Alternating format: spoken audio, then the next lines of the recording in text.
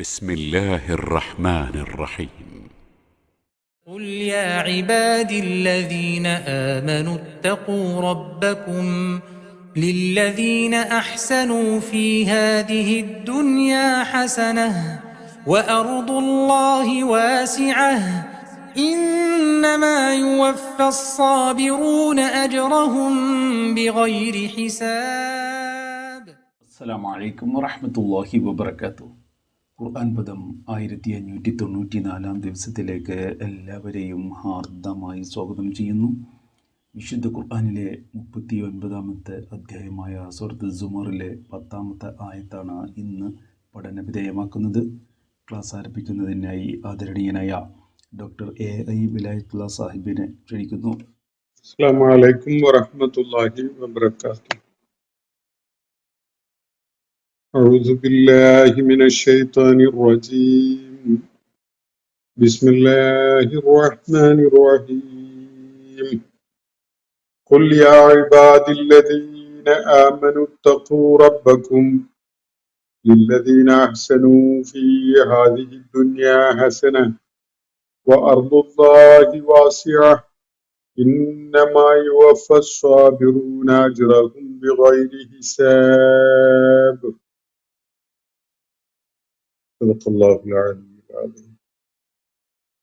സൂറത്ത് സുമറിലെ 10-ാമത്തെ ആയത്താണ് ഞാൻ നിങ്ങളെ കേൾപ്പിച്ചിട്ടുള്ളത്. സൂറത്തിന്റെ തുടക്കം മുതൽ നമ്മൾ എത്തി നിൽക്കുന്ന ഈ ഭാഗം വരെ ഇസ്ലാമിന്റെ അടിസ്ഥാന വിശ്വാസം ബോധ്യപ്പെടുത്തുന്ന ചില ശക്തമായ പ്രമേയങ്ങളായിരുന്നു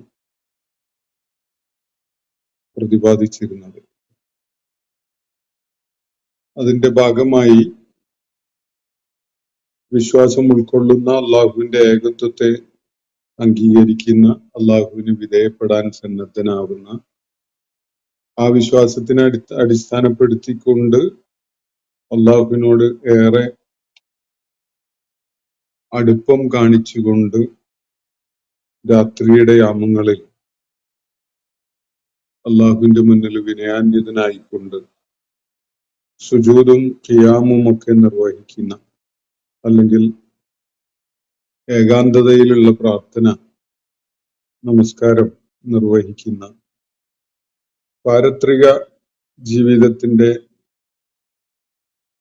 സാഹചര്യങ്ങളെ കുറിച്ചുള്ള ഭയപ്പാടുള്ള, അള്ളാഹുവിന്റെ കാരുണ്യത്തില് പ്രതീക്ഷയുള്ള ആളുകളെ അള്ളാഹു ഒരു ഭാഗത്ത് പരാമർശിച്ചുകൊണ്ട്, അങ്ങനെയുള്ള വിശ്വാസമില്ലാതെ സത്യനിഷേധത്തിന്റെയും നന്ദികേടിന്റെയും ജീവിത സരണിയിലേക്ക് നീങ്ങുന്ന ആളുകളെ മറുഭാഗത്തും പരാമർശിച്ചുകൊണ്ട് അള്ളാഹു ഒരു ചോദ്യം ഉന്നയിക്കുകയുണ്ടായി. കഴിഞ്ഞ ദിവസം നമ്മൾ പഠന വിധേയമാക്കിയ ആയത്തുകളുടെ അവസാനത്തിൽ ഖുൽ ഹൽ യസ്തവി അല്ലദീന യഅലമൂന വല്ലദീന ലാ യഅലമൂൻ എന്നാണ് അള്ളാഹു അവിടെ ഉന്നയിച്ച ചോദ്യം. ഹൽ യസ്തവി ഒരുപോലെയാകുമോ, തുല്യമാകുമോ, അല്ലദീന യഅലമൂൻ അറിവുള്ളവരും, വല്ലദീന ലാ യഅലമൂൻ അറിവില്ലാത്തവരും എന്നാണ്. ഇവിടെ അറിവുള്ളവരും അറിവില്ലാത്തവരും ഒരുപോലെയാകുമോ എന്ന ഈ ചോദ്യത്തിന്റെ മുന, അറിവ് എന്നാൽ പ്രാഥമികമായിട്ട് ഏറ്റവും പ്രാധാന്യമുള്ള കാര്യം എന്ന നിലക്ക് സ്വന്തം സ്വത്വവും സ്വന്തം സൃഷ്ടാവിനെയും ഒക്കെ തിരിച്ചറിയുന്ന അറിവാണ്. അങ്ങനെയുള്ള മൗലികമായ ജീവിതം എന്ത് എന്നത് ബോധ്യപ്പെടുത്തുന്ന മൗലികമായ അറിവുള്ളവരും, ആ അറിവ് നേടിയിട്ടില്ലാത്തവരും, ചിലപ്പോ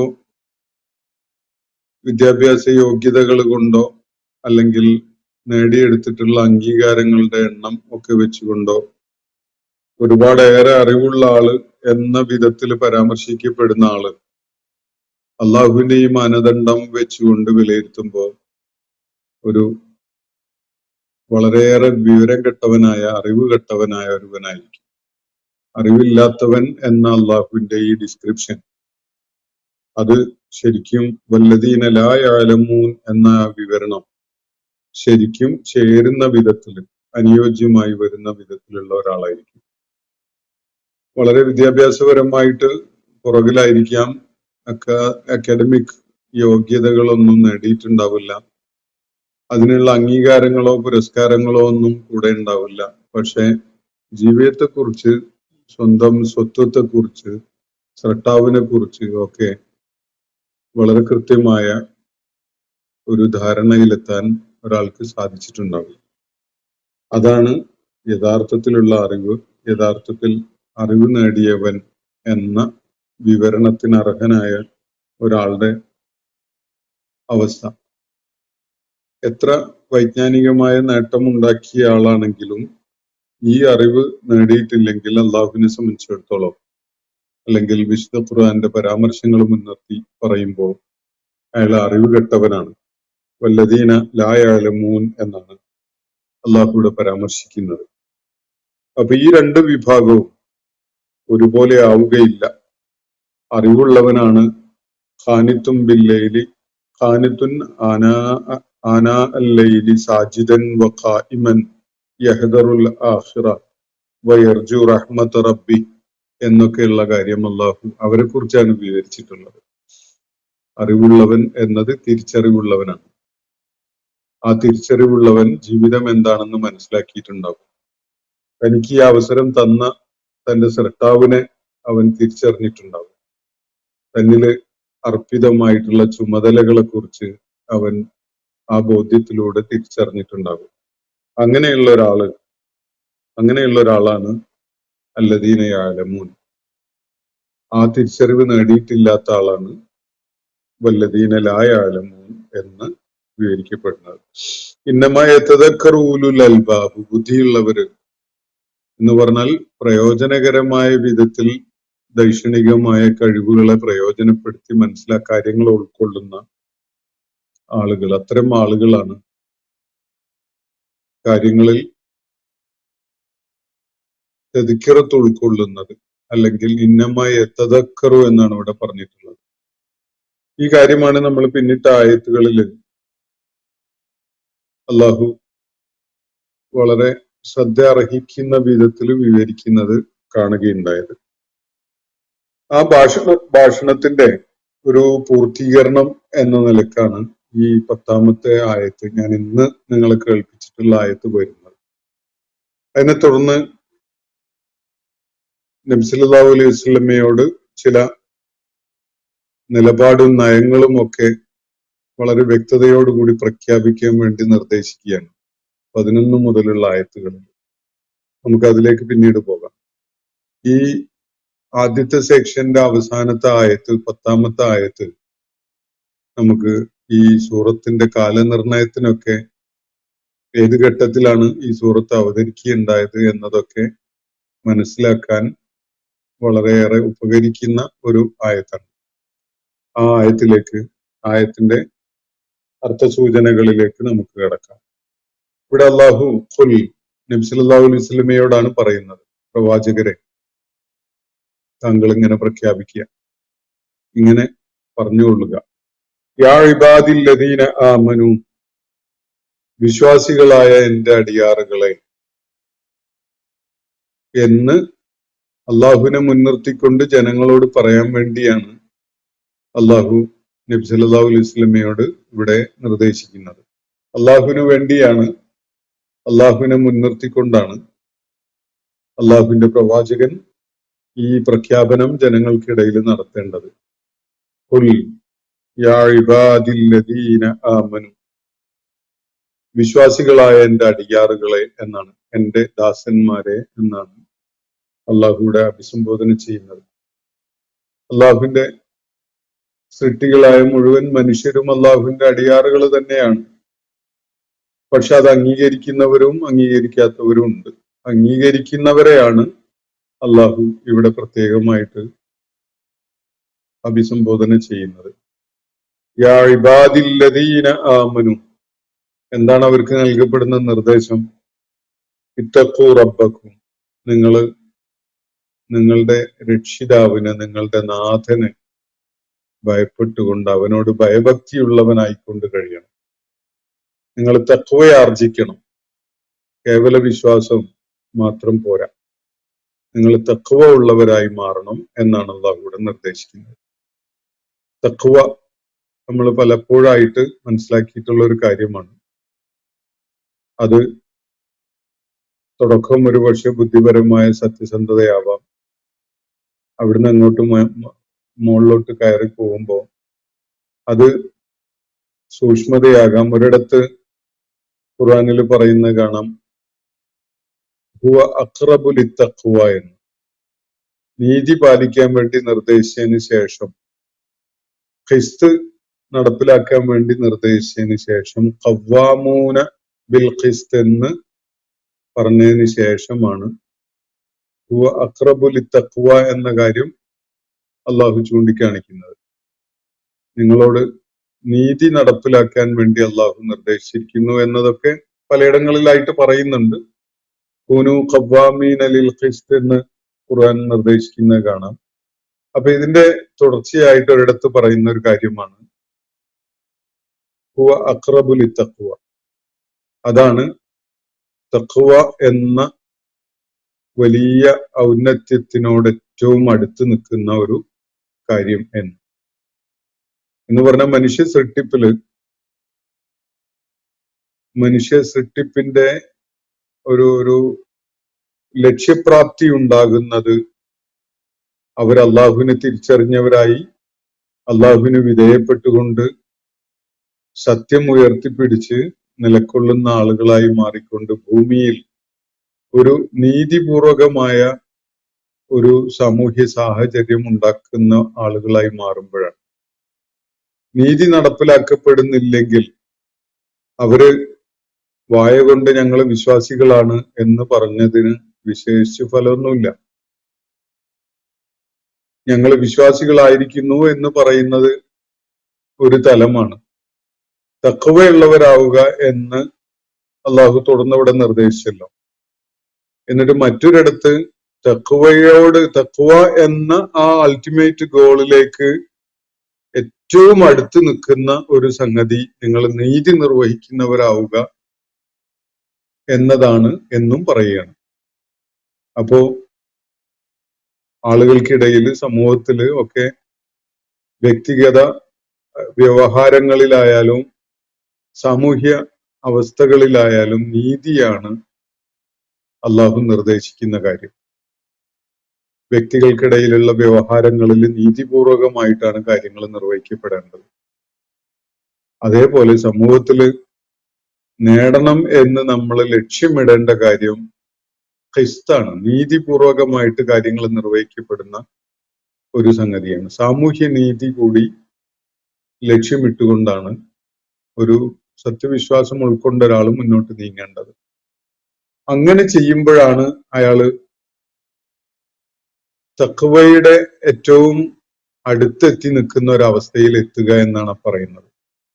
ഹുവ അഖ്റബു ലിത്തഖ്വ. നീതി നിർവഹണം ഒരാൾ ചെയ്യുമ്പോൾ നമ്മുടെ സമൂഹത്തില്, പ്രത്യേകിച്ച് വിശ്വാസികളുടെ സമൂഹത്തില് ഒരുപാട് കണക്ക് അള്ളാഹിനോട് പറയേണ്ടി വരുന്ന ഒരു മേഖലയാണിത്. സംഘടനകളുടെ ആളുകളും സംഘടിതരും അസംഘടിതരുമായ ആളുകളും ഒക്കെ തന്നെ ഈ കാര്യത്തില് അതിഭീകരമായ വീഴ്ച വരുത്തുന്നത് കാണാൻ സാധിക്കും. പക്ഷപാതപരമായി കാര്യങ്ങൾ കൈകാര്യം ചെയ്യുന്നത്, സ്വന്തക്കാർക്ക് പ്രത്യേക പ്രിഫറൻസ് കൊടുക്കുക, ബാക്കിയുള്ളവർക്ക് അവരുടെ അവകാശങ്ങൾ പോലും നിഷേധിക്കുക. അങ്ങനെ ഒരുപാട് ഇടുക്കങ്ങളുടെ പിടുത്തത്തില് മനുഷ്യൻ ആയിപ്പോകുന്നത് നിത്യമെന്നോണം നമുക്ക് കാണാൻ സാധിക്കും. മുസ്ലിം ഉമ്മത്തിനകത്ത് പോലും നീതി എന്നത് ഒരു വിശ്വാസി ലക്ഷ്യമിടേണ്ട ഒരു കാര്യമാണ് എന്നൊരു ബോധം അവരുടെ നേതാക്കന്മാർക്ക് പോലും കാണാൻ സാധിക്കുന്നില്ല എന്ന അത്യന്തം ദയനീയമായൊരു ചിത്രമാണ് നമ്മുടെ മുന്നിലുള്ളത്. നീതി നിർവഹണത്തിന് വേണ്ടി അത് ഒരു വിഷയമായി വരുമ്പോൾ ആർക്കിടയില് ആരൊക്കെ പരിഗണിച്ചുകൊണ്ടാണ് നീതി നിർവഹിക്കേണ്ടത് എന്ന് പോലും അറിയാത്ത പെരുമാറ്റവും നിലപാടുകളും ഒക്കെ ആളുകളിൽ നിന്ന് ഉണ്ടാവാറുണ്ട്. ഞാനത് സൂചിപ്പിച്ചത് അള്ളാഹു ഇവിടെ നിർദ്ദേശിച്ചിരിക്കുന്ന കാര്യം ഖുൽ യാ ഇബാദില്ലദീന ആമനു തഖൂ റബ്ബക്കും എന്നാണല്ലോ ഇവിടുത്തെ നിർദ്ദേശം. എന്റെ വിശ്വാസികളായ ദാസന്മാരെ, നിങ്ങൾ നിങ്ങളുടെ റബ്ബിനോട് തഖ്വയുള്ളവരായിരിക്കുക എന്നാണ് ഇവിടെ നിർദ്ദേശിച്ചിരിക്കുന്നത്. തഖ്വ എന്നത് കാര്യങ്ങളിൽ സത്യം കണ്ടെത്തി ഉൾക്കൊള്ളാനുള്ള സന്നദ്ധതയാണ്. അതിനെ അടിസ്ഥാനപ്പെടുത്തിക്കൊണ്ട് നിലപാടുകൾ രൂപപ്പെടുത്തലാണ്. തന്റെ പ്രവർത്തനങ്ങൾ പൂർണ്ണമായിട്ടും ആ ബോധ്യത്തിനെ ഉൾക്കൊണ്ടുകൊണ്ട് അള്ളാഹുവിനെ തിരിച്ചറിഞ്ഞുകൊണ്ട് പാരത്രിക ജീവിതം എന്ന യാഥാർത്ഥ്യത്തെ ഉൾക്കൊണ്ടുകൊണ്ട് ആഖിറത്തില് അള്ളാഹുവിന്റെ നടപടിക്രമങ്ങളെ കുറിച്ചുള്ള ഭയപ്പാടുള്ള വിധത്തില് അള്ളാഹുവിന്റെ കാരുണ്യത്തില് പ്രതീക്ഷ അർപ്പിച്ചുകൊണ്ട് ഒക്കെ ഒരാള് ജീവിതം മുന്നോട്ട് കൊണ്ടുപോകുമ്പോൾ ആ ഒരു അവസ്ഥക്കാണ് തഖ്വ എന്ന് പറയുന്നത്. അത് ജീവിതത്തിന്റെ സകല മേഖലകളിലും പ്രതിഫലിക്കും എന്നതിന് യാതൊരു സംശയവുമില്ല. ഒരാളുടെ സംസാരം, ഒരാളുടെ നടത്തം, ഇതിലൊക്കെ തഖ്വയുടെ തലങ്ങൾ ഖുർആൻ ചൂണ്ടിക്കാണിച്ചിട്ടുണ്ട്. സംസാരത്തിന് സൂറത്തുൽ ലുഖ്മാനിൽ നമ്മൾ നേരത്തെ കണ്ടു. എന്താണ് അവിടെ പറഞ്ഞത്? ശബ്ദം നീ മിതത്വമുള്ളതാക്കണം. ഇന്ന അങ്കറൽ അസ്വാത്തിലെ സൗത്തുൽ ഹമീർ, ഏറ്റവും അരോചകമായ ശബ്ദം കഴുതയുടേതാണ്. അങ്ങനെ കഴുതയുടെ ശബ്ദം പോലെ അലറുന്ന ഒരു ശബ്ദമാക്കി നിന്റെ ശബ്ദത്തെ മാറ്റരുത് എന്നത് അവിടെ പറഞ്ഞല്ലോ. നടക്കുന്നിടത്ത് നീ മിതത്വം പാലിക്കണം എന്ന് നിർദ്ദേശിക്കുന്നത് നമ്മൾ അവിടെ കണ്ടു. അതുപോലെ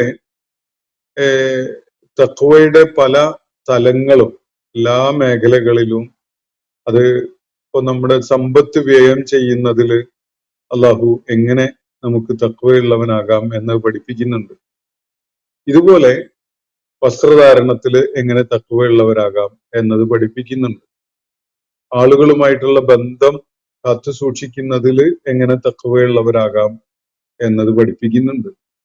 ഇബാദാത്തുകളിൽ തഖ്വയുള്ളവരാകാം എന്നത് അള്ളാഹുവിന്റെ ദീൻ പഠിപ്പിക്കുന്നുണ്ട്. ഖുർആനിൽ അത് സംബന്ധമായ സൂചനകൾ നമ്മൾ തൊട്ടു മുകളിലുള്ള ആയത്തിൽ വരെ കാണുകയുണ്ടായി. ആന അല്ലൈലി സാജിദൻ എന്നൊക്കെ പറഞ്ഞുകൊണ്ട് നമ്മൾ കണ്ടില്ലേ. ഏകാന്തയാമങ്ങളിൽ, രാത്രിയുടെ ഏകാന്ത അവസരങ്ങളിൽ സുജൂദും ഖിയാമും നിർവഹിച്ചുകൊണ്ട് അള്ളാഹുവിനോട് അടുപ്പം തേടുന്ന ആളുകൾ, അങ്ങനെയുള്ള ഒരുപാട് കാര്യങ്ങൾ വിശുദ്ധ ഖുർആനിൽ തഖ്വയുമായി ബന്ധപ്പെട്ടുകൊണ്ടുള്ളത് നിർദ്ദേശിക്കപ്പെട്ടിട്ടുണ്ട്. ഇവിടെ അള്ളാഹു തന്റെ വിശ്വാസികളായ ഇബാദുകളെ വിളിച്ചിട്ട് പറയുന്ന ഒരു കാര്യം, നിങ്ങൾ കേവലം ഈമാനുള്ളവരാണ് എന്ന് പറഞ്ഞാൽ പോരാ, നിങ്ങൾ തഖ്വയുള്ളവരായി കൂടി മാറണം.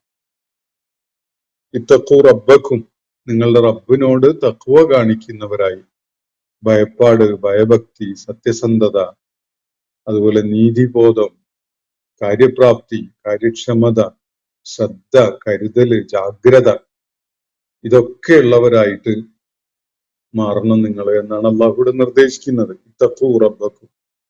എന്നിട്ട് പറയലില്ലദീന അഹ്സനു ഫീ ഹാദിഹി ദുനിയ, ഈ ഭൗതിക ലോകത്ത്, ഈ ദുനിയാവില് ഇഹ്സാൻ ചെയ്യുന്നവരുണ്ടല്ലോ.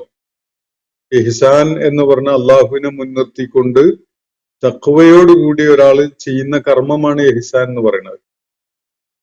ഇസ്ലാമും ഈമാനും മൂന്നാമത്തെ എലമെന്റ് ഇഹ്സാനുമാണ്. ഇസ്ലാം എന്നത് കീഴ്പ്പെടലാണ്. അതൊരു രാഷ്ട്രീയ പ്രക്രിയയായിട്ട് വേണമെങ്കിൽ കാണാം. നമ്മളൊരു രാജ്യം മറ്റൊരു രാജ്യത്തിന് കീഴ്പ്പെടലുണ്ടല്ലോ, അതേപോലെ മനുഷ്യര് അള്ളാഹുവിനെ റബ്ബായിട്ട് പ്രഖ്യാപിച്ച് കീഴ്പ്പെടലാണ് ഇസ്ലാം എന്ന് പറയുന്നത്. അതിന്റെ ചൈതന്യം ഹൃദയത്തിലേക്കും നമ്മുടെ സകല ജീവിത തലങ്ങളിലേക്കും അത് പ്രസരിക്കലാണ് ഈമാൻ എന്ന് പറയുന്നത്. അത് നമ്മുടെ കർമ്മതലത്തില് ഏറ്റവും സുന്ദരമായ ദൃശ്യങ്ങൾ കാഴ്ചവെക്കുമ്പോഴാണ് അത് ഇഹ്സാനായി മാറുന്നത്. ഇസ്ലാം എന്നത് രാഷ്ട്രീയമായിട്ട് അല്ലെങ്കിൽ നമ്മുടെ ഭൗതികമായിട്ട് നമ്മളെ കീഴ്പ്പെടലാണ്. ഈമാൻ അതിന്റെ ദർശനം ഉൾക്കൊള്ളലാണ്. പിന്നെ ഇഹ്സാനോ, ഈ രണ്ട് സംഗതിയും, ഇസ്ലാമും ഈമാനും ഉള്ള ഒരാള് ചെയ്യുന്നതൊക്കെയും അയാളുടെ നല്ല കരുതലോടെയും ശ്രദ്ധയോടെയും അതുപോലെ ആലോചിച്ചുമൊക്കെയുള്ള കർമ്മങ്ങളായിരിക്കും. അത് ഓരോന്നും ഇഹ്സാനായി മാറും. അയാൾ വീട്ടിൽ നിന്ന് പുറത്തേക്ക് ഇറങ്ങുമ്പോൾ ഒരാളെ കാണുമ്പോൾ സലാം പറയുന്നു, ഇഹ്സാനാണത്. ഒരാളോട് പുഞ്ചിരിക്കുന്നു, അതില് ഇഹ്സാനാണുള്ളത്. ഒരു പ്രയാസം അനുഭവിക്കുന്ന ആളെ കാണുമ്പോൾ അയാൾക്ക് ഒത്താശ ചെയ്തു കൊടുത്ത് അയാളെ ആശ്വസിപ്പിക്കുന്നു, ഇഹ്സാനാണത്. ഒരു വിശന്നവനെ കാണുമ്പോൾ വിശപ്പ് മാറ്റാൻ ശ്രമിക്കുന്നു, അതിൽ ഇഹ്സാനാണുള്ളത്. നമസ്കരിക്കാൻ സമയമാകുമ്പോൾ പള്ളിയിലേക്ക് ധൃതിയിൽ പോകുന്നു, അത് ഇഹ്സാനാണ്. നമസ്കരിക്കാൻ വേണ്ടി ഒളു എടുക്കുമ്പോൾ നല്ല വൃത്തിയില് തികവാർന്ന വിധത്തിൽ ഒളു എടുക്കുന്നു, ഇഹ്സാനാണ്. അതുപോലെ നമസ്കരിക്കാൻ കൈ കെട്ടുമ്പോൾ അള്ളാനെ ഓർത്തുകൊണ്ട് ശ്രദ്ധയോടുകൂടി അത് പഠിപ്പിക്കപ്പെട്ട വിധത്തില് ഭംഗിയായിട്ട് നിർവഹിക്കുന്നു. നമസ്കാരത്തിൽ ഉടനീളം അള്ളാഹുവിനെ ഓർക്കുന്നു. ഓരോ കർമ്മവും നാവിൻ തുമ്പിലൂടെ ഉരുവിട്ട് വരുന്ന ഓരോ പദവും അയാൾ വളരെ കരുതലും ശ്രദ്ധയുമുള്ള വിധത്തിലെ നിർവഹിക്കുന്നു. ഇതൊക്കെ ഇഹ്സാനാണ്. അതുപോലെ മാതാപിതാക്കളെ അവർക്ക് വേണ്ട പരിഗണനയും സേവനവും ഒക്കെ ചെയ്തു കൊടുക്കുന്നു, ഇഹ്സാനാണത്. ഇതുപോലെ ഒത്തിരി ഒത്തിരി കാര്യങ്ങൾ നമുക്ക് എണ്ണി പറയാൻ പറ്റുന്നതും പറ്റാത്തതുമായ ഏത് കാര്യവും ജീവിതത്തിലെ ഏത് സാഹചര്യത്തെയും ഇഹ്സാനാക്കി മാറ്റാൻ നമുക്ക് കഴിയും. ഒരാള് നമ്മളോട് സംസാരിക്കുന്നതിനിടയിൽ അകാരണമായിട്ട് ശണ്ടക്ക് ഒരുങ്ങാണ്, നമ്മൾ അയാളോട് മെല്ലെ നയപരമായിട്ട് സലാം പറഞ്ഞ് പിരിയുന്നു, അത് ഇഹ്സാനാണ്. അയാളോട് ശണ്ട ആവശ്യമില്ലാതെ ശണ്ടക്ക് നിൽക്കാതെ അവസരം ഒഴിവാക്കി പോവുകയാണ് നമ്മൾ, അതിൽ ഇഹ്സാൻ അടങ്ങിയിട്ടുണ്ട്. ഇതുപോലെ നമുക്ക് ജീവിതത്തിൽ ഇഹ്സാനാക്കി മാറ്റാൻ കഴിയാത്തതായിട്ട് ഒരു ജീവിത സന്ദർഭവും ഉണ്ടാവില്ല. ഇപ്പൊ നമ്മൾ യാത്ര ചെയ്യാൻ ബസ്സിൽ കയറിയപ്പോഴാണ് നമ്മൾ ഒരു സീറ്റൊക്കെ കിട്ടാൻ വേണ്ടി ആഗ്രഹിച്ച് ഓടി ചെന്ന് സീറ്റൊക്കെ പിടിച്ചു.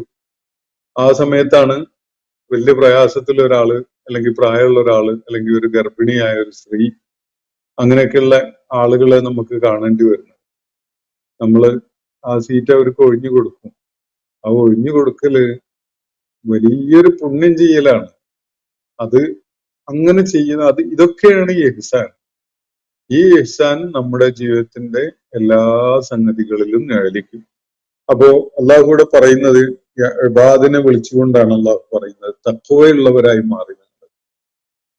തഖ്വ ഉള്ളവരായി മാറുക എന്ന് പറഞ്ഞിട്ട് പറയുന്നത് ലില്ലദീന അഹ്സനു ഫീ ഹാദിഹി ദുനിയ. ഈ ഭൗതിക ലോകത്ത് നന്മ ചെയ്യുന്നവർ, ഇഹ്സാൻ ചെയ്യുന്ന ആളുകളുണ്ടല്ലോ, അവർക്ക് ഹസനത്തുണ്ട്. ലില്ലദീന അഹ്സനു ഫീ ഹാദിഹി ദുനിയ ഹസന. അവർക്ക് ഒരിക്കലും സയ്യിഅത്താവൂല പ്രതിഫലമായിട്ട് നൽകപ്പെടുക, ഹസനത്തായിരിക്കും, നന്മയായിരിക്കും. ഈ ഭൗതിക ലോകത്ത് അള്ളാഹുവിന്റെ വജ്ഹ ആഗ്രഹിച്ചുകൊണ്ട്, അതും ഒരു വിശ്വാസിയാവുന്നതോടുകൂടി അയാളുടെ ഏത് കർമ്മത്തിനും ലക്ഷ്യം അള്ളാഹുവാണ്. അള്ളാഹുവിന്റെ തൃപ്തി നേടലാണ് കർമ്മങ്ങളുടെ ലക്ഷ്യം. ഭൗതികമായ എന്തെങ്കിലും നേട്ടമോ അല്ലെങ്കിൽ നമ്മളുടെ സഹായം കിട്ടിയ ഒരാളുടെ പുഞ്ചിരിയോ അയാളുടെ നന്ദി വാക്കോ ഇതൊന്നുമല്ല. ഇതൊന്നും ആഗ്രഹിക്കാനും പാടില്ല. അള്ളാഹുവിന്റെ തൃപ്തി തേടിക്കൊണ്ടുള്ളതായിരിക്കണം കർമ്മങ്ങൾ. അങ്ങനെ കർമ്മം ചെയ്യാൻ ഈമാൻ കൊണ്ടും ഇസ്ലാം കൊണ്ടും തഖ്വ കൊണ്ടും പ്രേരിതനായിട്ട് ഒരാൾ ചെയ്യുന്ന എല്ലാ പ്രവർത്തനവും ഇഹ്സാനാണ്. അങ്ങനെ ഇഹ്സാൻ ചെയ്യുന്ന ആളുകൾ, അത് ഒമിഷനും ഉണ്ട് കമ്മീഷനും ഉണ്ട്. ചെയ്യാതിരിക്കുക എന്നത് ഒരു ചെയ്യലാണല്ലോ ചിലപ്പോഴും. ഓ, എനിക്ക് ദേഷ്യപ്പെടാൻ ഒരു നല്ലൊരു അവസരം ഉണ്ടായി, ഞാൻ ദേഷ്യപ്പെട്ടില്ല, അതെന്താണ്? ഒമിഷനാണ്, ചെയ്യാതിരിക്കലാണ്. എനിക്ക് ഒരാൾക്ക് ഒരു താങ്ങ് കൊടുക്കേണ്ട ഒരു സാഹചര്യം ഉണ്ടായി, ഞാൻ അത് ചെയ്തു, അതൊരു കമ്മീഷനാണ്, അതൊരു ചെയ്യലാണ്. അപ്പൊ ചെയ്യൽ നന്മയുണ്ട്, ചെയ്യാതിരിക്കലിലും നന്മയുണ്ട്. അപ്പൊ നന്മ ഇഹ്സാൻ എന്ത് എന്നത് കണ്ടെത്തിക്കൊണ്ട് അത് ചെയ്യുന്ന ആളുകൾ, അത്തരം ആളുകൾക്ക് ഹസനത്താണ് അള്ളാഹു തിരികെ നൽകുക. അയാളുടെ ജീവിതത്തില് അള്ളാഹു ഉടനീളം ഹസനത്ത് നൽകിക്കൊണ്ടിരിക്കും. ഭൗതിക ലോകത്തുണ്ട്, മരണശേഷവും ഉണ്ടാവും. ഏറ്റവും ചുരുങ്ങിയത് മറ്റുള്ളവർക്ക് വിലയിരുത്താനൊന്നും കഴിയാത്ത ഒരു തലത്തിലെങ്കിലും ഒരു നന്മയുടെ ആനന്ദം അയാൾ അനുഭവിക്കാതിരിക്കില്ല. ഒരു ഹസനത്ത് ചെയ്യാണ് അള്ളാഹുവിന്റെ വജ്ഹ് മാത്രം ലക്ഷ്യം വെച്ചുകൊണ്ട്. അള്ളാഹിന്റെ തൃപ്തിയെ മാത്രം ആഗ്രഹിച്ചുകൊണ്ട് നമ്മൾ ഒരു നന്മ ചെയ്യുന്നു. അത് പ്രത്യക്ഷത്തിൽ അതിനൊരു പ്രതിഫലം ആരെങ്കിലും ഒരു നന്ദി വാക്ക് പോലും പറയും എന്ന് നമ്മൾ മനസ്സിലാക്കുന്നില്ല, കരുതുന്നില്ല. അത് അയാളിപ്പോ അത് ചെയ്തിട്ട് എന്താ ഗുണം ഉണ്ടായത് എന്നൊക്കെ മറ്റുള്ളവരെ കണ്ടുന്ന ആളുകളൊക്കെ ആലോചിക്കണമുണ്ടാവും. പക്ഷെ സ്വകാര്യതയിൽ ആ നന്മ ചെയ്ത ആൾക്ക് അള്ളാഹു നമുക്ക് കണക്കൂട്ടാൻ പറ്റാത്ത അളവിലുള്ള സന്തോഷം നൽകിയിട്ടുണ്ടാവും. മനുഷ്യന്റെ ഏത് പ്രവർത്തനങ്ങളും അതിനു വേണ്ടിയുള്ളതാണല്ലോ, സന്തോഷം ലഭിക്കാൻ വേണ്ടിയുള്ളതല്ലേ. സന്തോഷം അയാളുടെ മനസ്സിനെ അള്ളാഹു അനുഭവിപ്പിച്ചിട്ടുണ്ടാകും ഒരു നന്മ ചെയ്യുന്നതിലൂടെ. അതുകൊണ്ട് ഇബാദിനെ വിളിച്ചിട്ട് പറയാൻ വേണ്ടി അള്ളാഹു പറയുന്നത് നിങ്ങൾ അള്ളാഹുവിനോട് തഖ്വയുള്ളവരാകണം. എന്നിട്ട് ലില്ലദീന അഹ്സനൂ ഫീ ഹാദിഹി ദുനിയ ഹസന, ഈ ദുനിയാവിൽ നന്മ ചെയ്യുന്ന ആളുകൾക്ക് തീർച്ചയായിട്ടും പ്രതിഫലമായിട്ട് അള്ളാഹു നന്മ തന്നെ നൽകും. എന്നിട്ട് പറയണം വ അർളുല്ലാഹി വാസിയ, അള്ളാഹുവിന്റെ ഭൂമി അതിവിശാലമായതാണ്. ഏതെങ്കിലും ഒരിടത്ത് നിങ്ങൾ ഉദ്ദേശിക്കുന്ന ഏഹ്സാൻ ചെയ്തിട്ട് നിങ്ങൾക്ക് നിലക്കൊള്ളാൻ പറ്റുന്നില്ല എങ്കിൽ, അതാണല്ലോ മനുഷ്യന്റെ ലക്ഷ്യം. വിശ്വാസിയായ ഇസ്ലാമും ഈമാനും തഖ്വയും ഒക്കെയുള്ള ഒരാള് ലക്ഷ്യമിടുന്നത് ഇഹ്സാൻ ചെയ്യാനാണ്. ഹസനത്ത് ചെയ്യാൻ അല്ലെങ്കിൽ ഹസനാത്തുകൾ ചെയ്യാൻ ഒരാൾക്ക് ഭൂമിയിൽ ഒരിടത്ത് പറ്റുന്നില്ല. അയാളുടെ ജീവിത സാഹചര്യത്തില് അയാള് വലിയ വെല്ലുവിളികൾ നേരിടുന്നു. നാട്ടിലിപ്പോ നമ്മുടെ നാട്ടിൽ ഉയർന്നു വരുന്ന ചില സ്വരങ്ങൾ ശ്രദ്ധിച്ചാൽ അറിയാം. നിങ്ങൾ ഓരോരുത്തർ വിളിച്ചു പറഞ്ഞുകൊണ്ടിരിക്കുന്നത് മുസ്ലിം അത് ചെയ്യണം, ഇത് ചെയ്യണം, അവൻ അങ്ങനെ നിസ്കരിക്കണം, ഇങ്ങനെ നിസ്കരിക്കണം, അവൻ അതിനെ അംഗീകരിക്കണം, ഇതിനെ അംഗീകരിക്കണം.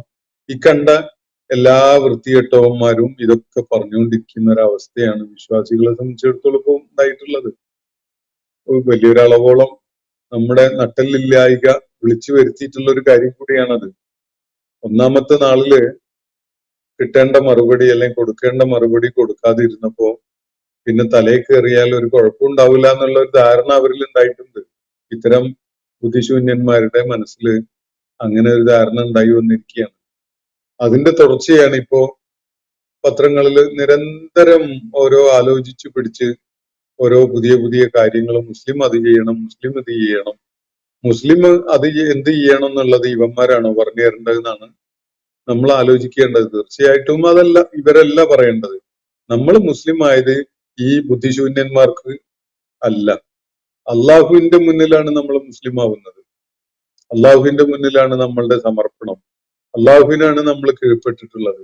ഈ ബുദ്ധിശൂന്യന്മാർ അവർ അധികാരമുള്ളവരായാലും അധികാരമില്ലാത്തവരായാലും അവരെന്താണ്, സാധാരണ മനുഷ്യരാണ്. അവരെ നമ്മൾ അനാദരിക്കുന്നൊന്നുമില്ല.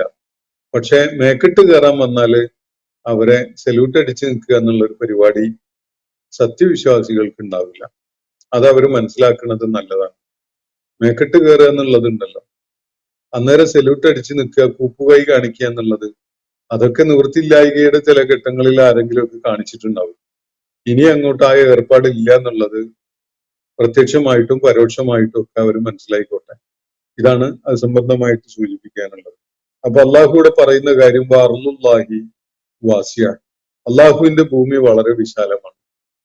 എവിടെയെങ്കിലും ഇടുക്കമുണ്ടാവുന്നു, അവിടെ നമ്മൾ ഇഹ്സാൻ ചെയ്തുകൊണ്ട് ജീവിക്കാൻ പറ്റാത്തൊരവസ്ഥ വരുന്നു എങ്കിൽ രണ്ട് സാഹചര്യമുണ്ട്. ഒന്ന്, ഒരുപാട് സഹനം കാണിക്കേണ്ടി വരും.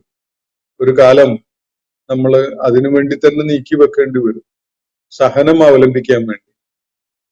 സഹനം കൊണ്ടും കൈകാര്യം ചെയ്യാൻ പറ്റാത്തൊരു സാഹചര്യം വന്നു കഴിഞ്ഞാലോ അർളുല്ലാഹി വാസിയ, അള്ളാഹുവിന്റെ ഭൂമി ഒരുപാട് വിശാലതയുള്ളതാണ്. ഒരിടത്ത് തന്നെ അങ്ങനെ കെട്ടിക്കിടക്കണം എന്നില്ല. നല്ല നിങ്ങൾക്ക് ഇഹ്സാൻ ചെയ്തുകൊണ്ട് ജീവിക്കാൻ പറ്റുന്ന മറ്റു പ്രദേശങ്ങൾ എവിടെയാണ് എന്നത് അന്വേഷിച്ച് കണ്ടെത്തേണ്ടി വരും. ചിലപ്പോഴൊക്കെ പല ആസൂത്രണങ്ങളും അതിനു വേണ്ടിയുള്ളതൊക്കെ വേണ്ടി വരും. ഇത് അള്ളാഹു മക്കയിലെ വിശ്വാസികൾക്ക് നൽകുന്ന ഒരു നിർദ്ദേശമാണ്. അവര് വലിയ പ്രയാസങ്ങൾ നേരിട്ടുകൊണ്ടിരിക്കുക. ബഹിഷ്കരണവും മാറ്റി നിർത്തലും പീഡനവും കടുത്ത ശാരീരികമായിട്ടുള്ള മർദ്ദനങ്ങളും ഒക്കെ ഏറ്റുവാങ്ങേണ്ടി വന്ന് നിവൃത്തിയില്ലാത്തൊരവസ്ഥയിൽ എത്തി നിൽക്കുന്ന ഘട്ടത്തിലാണ് അള്ളാഹു അവരോട് പറയുന്നത്. നേരത്തെ ഇതിന്റെ തൊട്ട് മുകളിലുള്ള ആയത്തിൽ നമ്മൾ കണ്ടല്ലോ, സഹനം അവലംബിക്കാൻ, സബ്ർ അവലംബിക്കാൻ വേണ്ടി പ്രത്യേകമായിട്ട് നിർദ്ദേശിച്ചത്. നമ്മൾ ഒന്ന് രണ്ട് ആയത്തുകളുടെ മുകളിലാണ് നമ്മൾ ഈ കാര്യം സബ്ർ അവലംബിക്കേണ്ടതിന്റെ, സഹനം അവലംബിക്കേണ്ടതിന്റെ കാര്യം ചൂണ്ടിക്കാണിക്കുന്ന കണ്ടത്. ഇവിടെ അള്ളാഹു പറയുന്നത് അതിനൊരു സമയമുണ്ട്, ആ സമയം കഴിഞ്ഞാൽ പിന്നെ ഈ ഇഹ്സാൻ ചെയ്യാൻ അനുവദിക്കാത്ത ഒരു സാഹചര്യമുള്ള ഇടത്ത് അങ്ങനെ ഇരകളായിക്കൊണ്ട് നിന്നു കൊടുക്കുകയല്ല വേണ്ടത്. അതിനൊക്കെ ഓരോ ഘട്ടമുണ്ട്.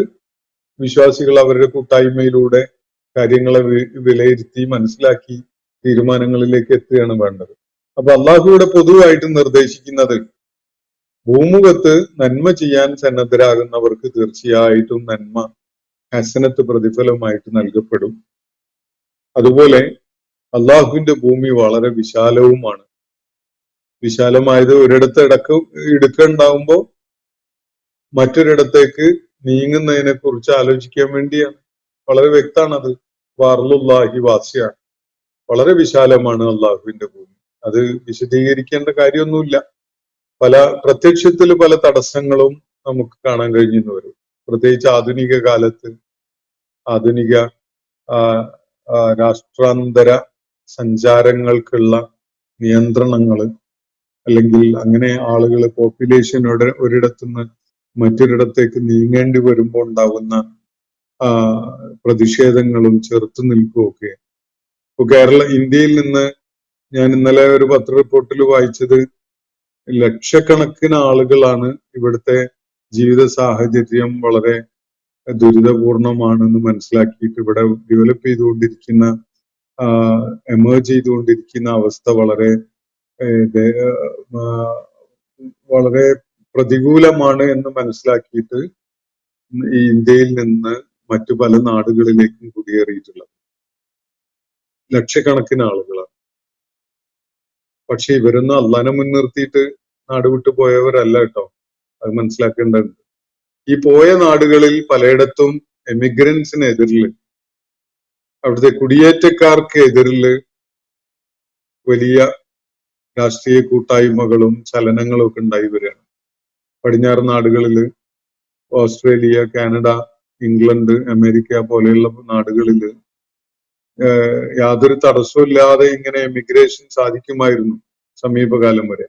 ഇപ്പൊ അവിടെ തദ്ദേശീയരും അവിടെ ഇങ്ങനെ എമിഗ്രൻസ് ആയിട്ട് എത്തിയവര് തന്നെയും പല പേരിലും സംഘടിച്ചുകൊണ്ട് പുതിയ ആളുകൾ വരുന്നതിനെതിരിൽ അവിടെ പ്രക്ഷോഭങ്ങളും അതുപോലെ സാമൂഹ്യ ചലനങ്ങളും ഒക്കെ നടത്തിക്കൊണ്ടിരിക്കുന്നതായിട്ട് നമുക്ക് അറിയാൻ കഴിഞ്ഞിട്ടുണ്ട്. അപ്പൊ ഞാൻ സൂചിപ്പിച്ചു വരുന്നത്, ഇത് നാട് വിട്ടു പോകുന്നത്, ഹിജ്റ ചെയ്യുന്നത് ഒക്കെ തന്നെ അള്ളാഹുവിനെ ലക്ഷ്യം വെച്ചുകൊണ്ട് അള്ളാഹു ഹിജ്റക്ക് വെച്ച നിബന്ധനകളൊക്കെ ഉൾക്കൊണ്ടുകൊണ്ടും പാലിച്ചുകൊണ്ടും ഒക്കെയാണ് വേണ്ടത്. നമ്മുടെ ഭൗതികമായ താല്പര്യങ്ങളെ മാത്രം മുൻനിർത്തിക്കൊണ്ട് ഒരാള് മറ്റൊരു നാട്ടിലേക്ക് പോകുന്നുണ്ടെങ്കിൽ, അല്ലെങ്കിൽ ഇവിടുത്തെ സാഹചര്യങ്ങളെ നേരിടാനുള്ള സന്നദ്ധത ഇല്ലായ്കയുടെ പേരിൽ, ആ സന്നദ്ധത ഇല്ലായ്കയും പറ്റായ്കയും രണ്ടും രണ്ടാണ്.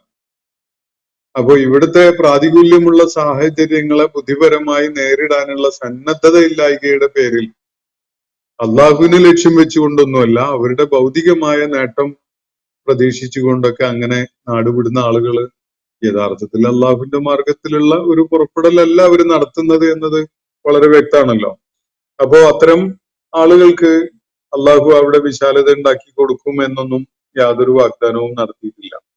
എന്നാൽ അള്ളാഹുവിനെ മുൻനിർത്തിക്കൊണ്ട് അള്ളാഹുവിന്റെ മാർഗത്തിൽ അനിവാര്യമായ ഘട്ടങ്ങളിൽ അള്ളാഹുവിന്റെ ഭൂമി വിശാലമാണ് എന്ന് മനസ്സിലാക്കിക്കൊണ്ട് മറ്റിടങ്ങളിലേക്ക് ആളുകൾ പലായനം ചെയ്യുന്നുവെങ്കിൽ അത് അള്ളാഹു അവർക്ക് വെച്ച ഒരു സൗകര്യമാണ്, അത് പ്രയോജനപ്പെടുത്തുകയാണ് വേണ്ടത്. അതിൽ അള്ളാഹു അവർക്ക് അനുഗ്രഹങ്ങൾ ചൊരിയും തുടങ്ങിയ കാര്യങ്ങൾ ഉൾക്കൊണ്ടുകൊണ്ട് മുന്നോട്ട് പോകാവുന്നതും അതിന് അള്ളാഹു വലിയ സംരക്ഷണവും അതുപോലെ ജീവിത സാഹചര്യങ്ങളൊക്കെ അനുകൂലമാക്കി കൊടുക്കുകയൊക്കെ ചെയ്യും എന്നാണ് ഖുർആൻ സൂചിപ്പിച്ചിട്ടുള്ളത്. അപ്പോ വാർലുല്ലാഹി വാസിയ, അള്ളാഹുവിന്റെ ഭൂമി വളരെ വിശാലമാണ്. ഇന്നമാ യുവഫ സാബിറൂന അജ്റഹും ബിഗൈരി ഹിസാബ്. എന്നിട്ട് പിന്നെ അള്ളാഹു പറയുന്നത് നേരത്തെ പരാമർശിച്ച അതേ വിഷയം വീണ്ടും അള്ളാഹു കൊണ്ടുവരികയാണ്. ഇന്നമാ യുവഫ സാബിറൂൻ, സഹനം അവലംബിക്കുന്നവരാണ് യഥാർത്ഥത്തിൽ എല്ലാ തികവോടും കൂടിയുള്ള പ്രതിഫലം നൽകപ്പെടുന്നത്. എങ്ങനെയാണത്? അജ്റഹും, അവരുടെ പ്രതിഫലം ബിഗൈരി ഹിസാബ്, യാതൊരു കണക്കുമില്ലാതെ, യാതൊരു ലുബ്ധുമില്ലാതെ, യാതൊരു നിയന്ത്രണവും ഇല്ലാത്ത ദൈവിക പ്രതിഫലം അവർക്ക് നൽകപ്പെടും, സഹനം അവലംബിക്കുന്നവർക്ക്. അപ്പൊ അള്ളാഹുവിന്റെ മാർഗത്തില് ഈമാൻ, അതുപോലെ ഇസ്ലാം, ഇഹ്സാൻ, തഖ്വ, ഇതൊക്കെ നിർവഹിച്ചുകൊണ്ട് ഒരാൾ നിലകൊള്ളുമ്പോ, സാഹചര്യം പ്രതികൂലമാവുമ്പോൾ അയാൾ സബ്റ് കൂടി തീർച്ചയായിട്ടും ചെയ്യേണ്ടി വരും. സബ്റ് കൊണ്ടും കാര്യങ്ങൾ കൈകാര്യം ചെയ്യാൻ പറ്റാണ്ടാവുമ്പോൾ അവര് പലായനം ചെയ്യേണ്ടി വരും. പലായനം ചെയ്യാൻ അള്ളാഹുവിന്റെ ഭൂമി വളരെ വിശാലാണ്. അത് ഏറ്റവും യുക്തമായ രീതിയിൽ അവർക്കത് നിർവഹിക്കാവുന്നത് ആണ് എന്നതാണ് ഇവിടെ പരോക്ഷമായിട്ട് സൂചിപ്പിക്കപ്പെടുന്നത്. അപ്പം അത്തരം ആളുകൾക്ക്, സുബ്ർ ചെയ്യുന്ന ആളുകൾക്ക്, അത് പലായനം എന്ന് പറഞ്ഞാൽ ഇവിടുന്ന് അങ്ങ് പോയി കഴിഞ്ഞാൽ എല്ലാം തേനും പാലുമാണ് എന്ന് ആരും കരുതണ്ട. ഏത് സാഹചര്യത്തിൽ, ഇപ്പൊ മദീനയിലേക്ക് ഹിജ്റ പോയ ആളുകള് ഒരു 10 വർഷമെങ്കിലും അവിടെ പോരാട്ടത്തിന്റെ അവസ്ഥയിൽ തന്നെ ആയിരുന്നല്ലോ. അവർക്ക് ഭൂമിയിൽ കാര്യങ്ങളൊക്കെ ഒന്ന് സ്റ്റേബിൾ ആക്കി കൊണ്ടുവരാൻ 10 വർഷമൊക്കെ എടുത്തു. 10 വർഷത്തിലേറെ എടുത്തു എന്ന് പറയേണ്ടി വരും. അപ്പം അത് അത്ര സുഗമമായ ഒരു സംഗതിയാണ് എന്നൊന്നും ആരും ധരിക്കേണ്ടതില്ല. അത് ഒരുപാട് അതിൻ്റെതായ പല ചാലഞ്ചസും അതിൽ അടങ്ങിയിട്ടുണ്ട്.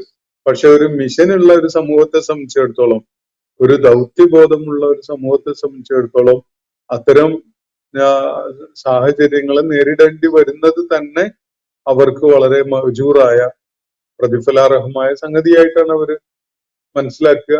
അതിൻ്റെതായ നല്ല സൽഫലങ്ങൾ ഉണ്ടാവുകയും ചെയ്യും. അതാണ് അള്ളാഹു വാഗ്ദാനം ചെയ്തിരിക്കുന്നത്. അപ്പൊ ഇന്നമാ യുവഫ സ്വാബിറൂൻ, തീർച്ചയായിട്ടും സബ്ർ അവലംബിക്കുന്നവർ തികവോടുകൂടിയുള്ള പ്രതിഫലം നൽകപ്പെടുന്നതാണ്. അജ്റഹും, അവരുടെ പ്രതിഫലം, യുവഫ എന്ന് പറഞ്ഞാൽ വഫായോടുകൂടി നൽകപ്പെടുന്നു, പൂർണ്ണതയോടുകൂടി, തികവോടുകൂടി നൽകപ്പെടുന്നു എന്നാണ്. അജ്റഹും, അവരുടെ പ്രതിഫലം. ബിഗൈരി ഹിസാബ്, അള്ളാഹു അങ്ങനെ ഒരു പദം, ഒരു എക്സ്പ്രഷൻ കൂടി അതിനോട് ആഡ് ചെയ്യാണ്. ബിഗൈരി ഹിസാബ്, യാതൊരു കണക്കുമില്ലാതെ അവർക്ക് അള്ളാഹു പ്രതിഫലം നൽകുന്നതാണ് ഈ സഹനം അവലംബിക്കുന്നവർ. പലായനം ചെയ്യാതെ നാട്ടിൽ തന്നെ തങ്ങുന്നവര് സബ്ർ ചെയ്യേണ്ടതുണ്ട്. പലായനം ചെയ്യുന്നവര് ആ പ്രക്രിയയിലുടനീളം സബ്ർ ചെയ്യേണ്ടതുണ്ട്. സബ്ർ ചെയ്യുന്നവർ തീർച്ചയായിട്ടും ഏറ്റവും ഉത്തമമായ, കണക്ക് നോക്കാത്ത വിധത്തിലുള്ള പ്രതിഫലം ലഭിക്കുന്നവരായിരിക്കും എന്നാണ് അള്ളാഹു ഇവിടെ പറയുന്നത്. അപ്പോ മക്കയിൽ കഴിഞ്ഞിരുന്ന ആളുകള് അവരുടെ ആ പ്രതിസന്ധികളുടെ ഘട്ടത്തില് അവർക്ക് അള്ളാഹുവിന്റെ ഭൂമി വളരെ വിശാലമായതാണ് എന്ന് അള്ളാഹു ഇവിടെ സൂചിപ്പിക്കുകയാണ്. ഹിജ്റയെ കുറിച്ച് ആലോചിക്കാൻ അവർക്ക് പരോക്ഷമായിട്ട് അള്ളാഹുവിന്റെ മാർഗത്തിൽ പലായനം ചെയ്യാനുള്ള വഴികൾ അന്വേഷിക്കുകയും കണ്ടെത്തുകയും ചെയ്യേണ്ടതാണ് എന്നതാണ് ഇവിടെ നൽകുന്ന സൂചന. ഇന്നത്തെ സെഷൻ ഞാനിവിടെ അവസാനിപ്പിക്കുകയാണ്. വാഖിറു ദഅ്വാനാ അനിൽ ഹംദുലില്ലാഹി റബ്ബിൽ ആലമീൻ. അസ്സലാമു അലൈക്കും വറഹ്മത്തുള്ളാഹി വബറകാതുഹു. ഇന്നത്തെ ഖുർആൻ പദം ഇവിടെ സമാപിക്കുന്നു. ഖുർആൻ പഠനത്തിൽ പങ്കെടുത്ത എല്ലാവർക്കും അല്ലാഹു അർഹമായ പ്രതിഫലം നൽകി അനുഗ്രഹിക്കട്ടെ. വആഖിറു ദഅ്വാനാ അനിൽ ഹംദുലില്ലാഹി റബ്ബിൽ ആലമീൻ. അസ്സലാമു അലൈക്കും വറഹ്മത്തുള്ളാഹി വബറകാതുഹു.